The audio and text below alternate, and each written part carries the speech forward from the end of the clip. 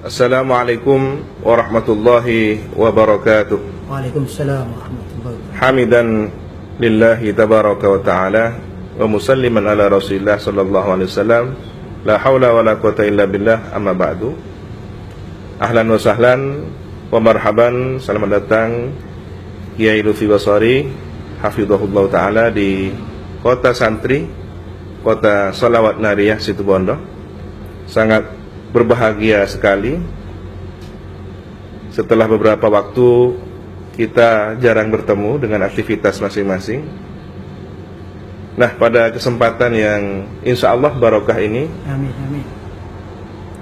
rasanya kita perlu menyatukan pikiran terkait fenomena yang berkembang di tanah air, di mana sebagian umat Islam dengan semangat kecintaannya kepada agama, ghirah terhadap agama, cemburu ketika ada bahasa penistaan terhadap syiar agamanya, baik itu Al-Quran maupun itu keulamaan. Nah, dalam lapangan realitas umat Islam berbeda sikap menunjukkan kecemburuan itu. Bagaimana Kiai Lutfi memandang fenomena perbedaan umat Islam dengan berbagai aksi yang berbeda di setiap tempat?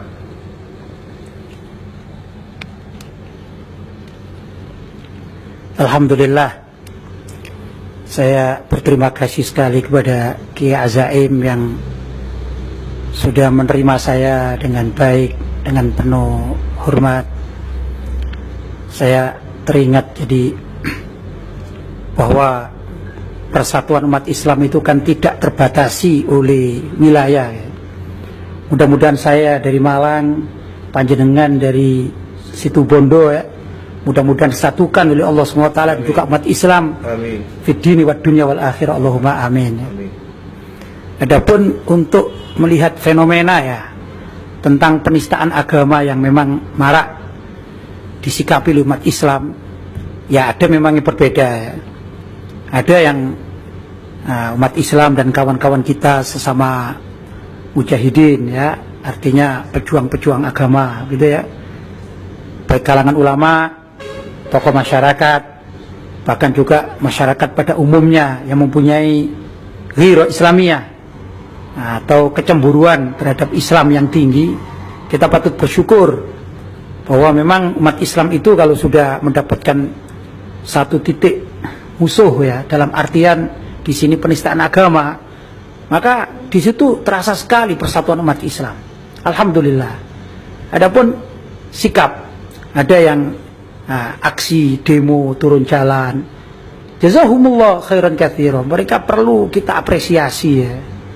Adapun yang tidak berkesempatan, misalnya sebagian para pengasuh pesantren ya, yang mempunyai aktivitas dalam pendidikannya kan gitu, ini juga tetap diapresiasi gitu ya, karena tugas masing-masing. betul.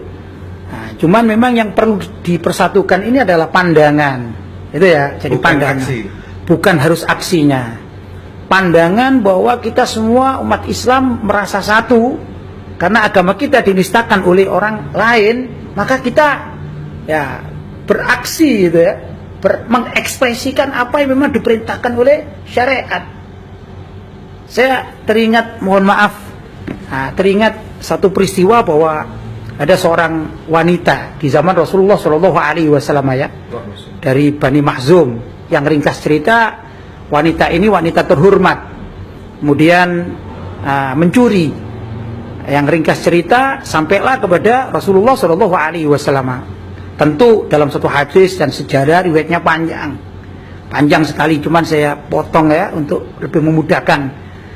Ringkas cerita bahwa tokoh-tokoh masyarakat di Bani Makhzum itu minta kepada Rasulullah agar wanita yang mencuri di kalangan mereka ini tidak dipotong tangan, alias dimaafkan ya. Wah, itu dalam sejarah dikatakan wajah Rasulullah marah, ihmarra wajhuhu, marah, hodoban. Kenapa? Masa ini had min hududillah katanya. Ini aturan hukum dari hukum Allah mau ditawar-menawar. Itu Rasulullah marah. Sallallahu alaihi wasallam. Begitu yang saya tahu ya. Jadi kalau umat Islam marah dalam artinya agamanya ini ya bahasa saya diobok-obok lah begitu ya, dinistakan ya, suatu hal yang lumrah. Bahkan ini kewajiban. Dan alhamdulillah umat Islam Indonesia ini beradab semuanya ya. Mereka datang minta kepada Kapolri kan begitu dengan cara baik. Ada yang negosiasi, datang ke kantornya kan gitu. Adapun masyarakat yang tidak bisa datang ke Kapolri misalnya, mereka turun jalan dengan tertib. Nah, ini kan suatu hal yang luar biasa. Adapun barangkali di antara umat Islam atau tokoh masyarakat yang belum ada kesempatan, mungkin jauh tempatnya, mereka juga wajib mendoakan saudara-saudaranya sama Muslim. Begitu ini yang menurut saya. Alhamdulillah, ada satu kesimpulan sederhana bahwa yang terpenting adalah bahasa kecemburuan ini, ghirah Islamiyahnya. Persoalan seperti apa mengekspresikan rasa cemburu ini terbatas pada masing-masing individu, situasi dan kondisi yang ada, dan tidak perlu saling menyalahkan, tetapi justru saling menguatkan. Ada yang secara administrasi melakukan pendekatan kepada pemerintah, mungkin yang sangat tinggi sehingga mereka harus turun ke jalan.